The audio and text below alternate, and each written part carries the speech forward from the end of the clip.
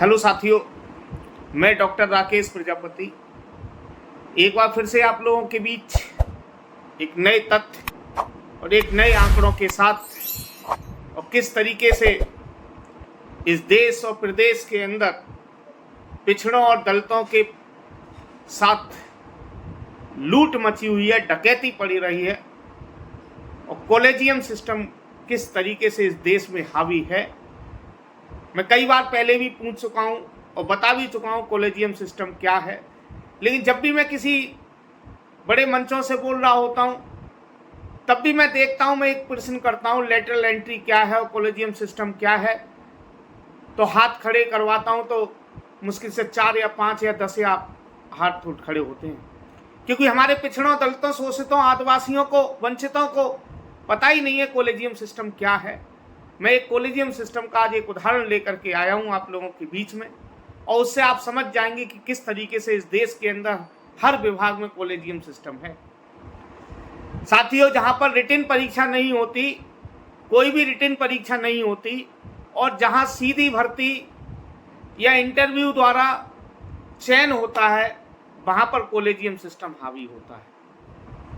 जहां भी पहुंच सिफारिश की बात होती है वहां कॉलेजियम सिस्टम लागू होता है, और प्राइवेट सेक्टर में तो जम के कॉलेजियम सिस्टम लागू है, चाहे वो प्राइवेट इंस्टीट्यूशन हो, चाहे वो प्राइवेट कंपनियां हो। तो एक कॉलेजियम सिस्टम का एक बहुत अच्छा उदाहरण लेकर के आया हूं जो अभी ताज़ा घटित हुआ है और बहुत पुराना नहीं, मात्र ये मामला 8 अगस्त का है। 8 अगस्त को एक सर्कुलर जारी हो रहा है, और उस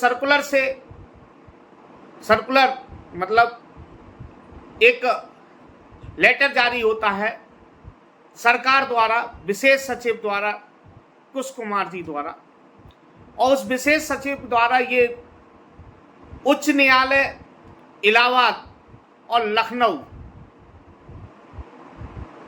जो हमारी हाई कोर्ट है, मेन जो ब्रांच है, मेन जो है वो इलाहाबाद में है, और खंड उसका जो है लखनऊ में भी है खंडपीठ। तो वहाँ पर अपर महाअधिवक्ताओं को, जो वहाँ के अपर महाअधिवक्ता हैं, उनको लोक अभियोजक बनाया जाता है, यानी कि सरकारी वकील बनाया जाता है। बहुत अच्छी बात है, बनाना भी चाहिए, अच्छी बात है भाई, लोगों को रोजगार और बढ़ेगा, लोग सरकारी बन गए। लेकिन खेल देखिए साथियों, क्या खेल चल रहा है इस देश के अंदर और प्रदेश के अंदर, कैसी लूट मची हुई है पिछड़ों के साथ, दलितों के साथ, आदिवासियों के साथ, अल्पसंख्यकों के साथ। 4 लिए मैंने, जिसे हम PDA कहा है जा रहा है आजकल, PDA, पिछड़ा, दलित, ए का मतलब अल्पसंख्यक या आदिवासी, दोनों रख लीजिए, ए यहाँ डबल है। किस तरीके से PDA द्वारा का शोषण हो रहा है, लूट मची हुई है।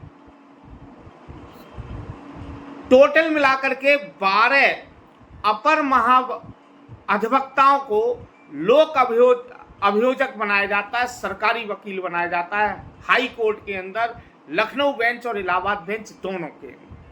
इलाहाबाद बेंच में 7 बनाए जाते हैं और लखनऊ बेंच में 5 बनाए जाते हैं। बढ़िया बात है, सरकारी वकील बन गए, लेकिन PDA को मिला बाबा जी का घंटा। PDA, पूरे PDA को क्या मिला? बाबा जी का ठुल्लू, घंटा। क्यों मिला? खूब वायरल हो रहा है साथियों। कम से कम हम इतनी जागरूकता आ गई, इतने तो जागरूक हो गए कि जहां अधिकार छीनते हैं वहां कम से कम वायरल तो करना शुरू कर ही दिया है। इतना तो खैर अब चलने लगा है। ये कमाल है सोशल मीडिया का, ये कमाल है इस यूट्यूब, व्हाट्सएप, फेसबुक का, कि कम से कम हम इन चीज़ों को, पहले तो पता ही नहीं चलता था देश में 20 साल 30 साल जब सोशल मीडिया नहीं था, आज से 10-20 साल पहले तो पता ही नहीं चलता था, ये भर्तियां हो जाती थी, इसीलिए कॉलेजियम सिस्टम लगातार हावी था। अफसोस की बात यह है, इन 12 में एक भी पिछड़ा नहीं, एक भी दलित नहीं, एक भी आदिवासी नहीं, एक भी अल्पसंख्यक नहीं। बोलो जय श्री राम। देखिए साथियों, मैं नाम भी बता देता हूं। पहले हैं इलाहाबाद के अशोक मेहता, समझ गए होंगे, मनीष गोयल, नीरज त्रिपाठी, महेश चतुर्वेदी, पीके गिरी, अजीत कुमार सिंह, पीसी श्रीवास्तव। इस श्रीवास्तव को मत समझिएगा, ये श्रीवास्तव कायस्थ भी होते हैं, जनरल में ही होते हैं। ठीक इसी प्रकार से लखनऊ में विनोद कुमार शाही, कुलदीप पति त्रिपाठी, अशोक शुक्ला, अनिल कुमार सिंह और विमल श्रीवास्तव। पूरा पीडीए 0, ना पिछड़े को कुछ भी, ना दलित को कुछ भी, ना आदिवासी को कुछ भी, ना अल्पसंख्यक को कुछ भी।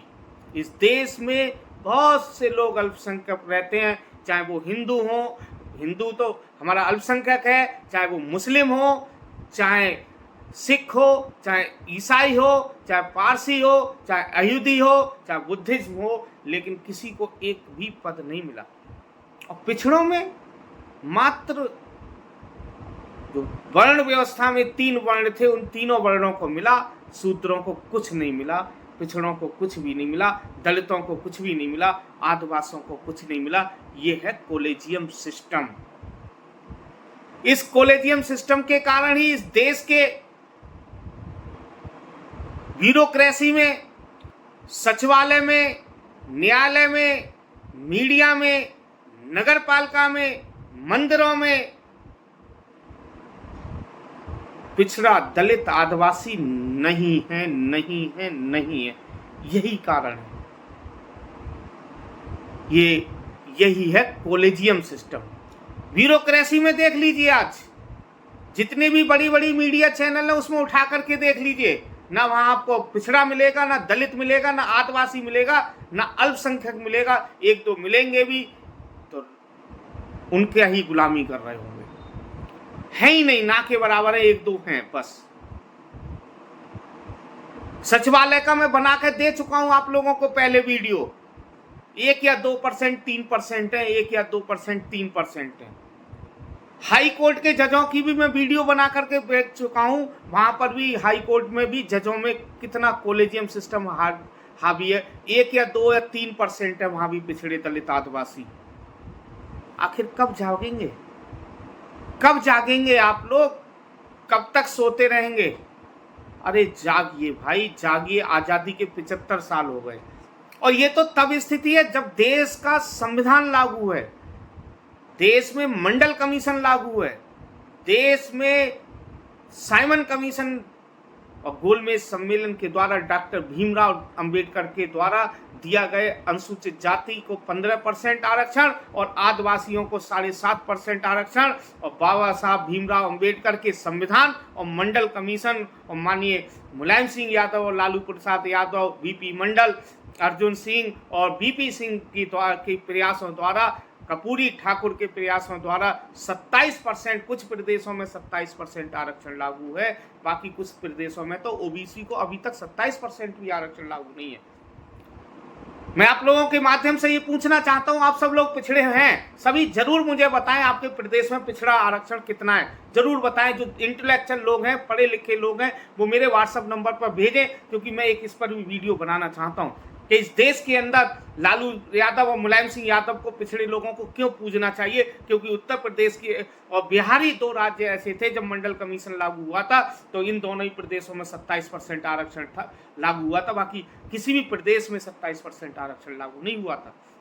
क्योंकि जिस समय बीपी सिंह ने मंडल कमीशन लागू करने की सिफारिश लागू की थी, उस समय पर केवल उत्तर प्रदेश और बिहारी 2 प्रदेश ऐसे थे जहां पिछड़ों के मुख्यमंत्री थे, बाकी सभी जगह पिछड़ों के किसी भी प्रदेश में नहीं थे, और इसीलिए वहां पर 27% आरक्षण लागू नहीं हुआ। तो साथियों देख लीजिए कॉलेजियम सिस्टम किस तरीके से, ये एक उदाहरण है, ये एक उदाहरण है। कॉलेजियम सिस्टम का कई उदाहरण मैं बता चुका हूं, एक प्रोफेसर का बता चुका हूं। 2018 तक इस देश के अंदर 2018 तक इस देश के अंदर 42 सेंट्रल यूनिवर्सिटी में एक भी पिछड़ा प्रोफेसर नहीं था, एक भी पिछड़ा। दलित तो 1-2 थे, लेकिन 1-2 ही थे, ज्यादा नहीं। ये स्थिति है, ये स्थिति है हमारी। आज भी अगर हम नहीं चेते तो समझ लीजिए अब तो सोशल मीडिया के माध्यम से कम मैं आप लोगों को धन्यवाद देना चाहता हूं। आप लोग यूट्यूब और सोशल मीडिया पर अपने बच्चों को बार बार, एक शंभू कुमार जी एक और बात कहते हैं और मैं भी कहता हूं, मैं बहुत पहले से कहता हूं, जो लोग मुझे जानते हैं उन लोगों से मैं बहुत पहले से कहता आया हूं, कुछ मत करिए। अपना एक मोबाइल आपके पास है, अपनी बात को सोशल मीडिया के माध्यम से, फेसबुक यूट्यूब के माध्यम से उठाने का काम कीजिए। निश्चित रूप से आपको पैसा भी मिलेगा इनके माध्यम से, और कुछ नहीं है तो अपने हक और अधिकार की बात उठाने का काम करेंगे। बहुत बहुत धन्यवाद, बहुत बहुत आभार। वीडियो पसंद आई तो ज़्यादा से ज़्यादा शेयर करें। आभार।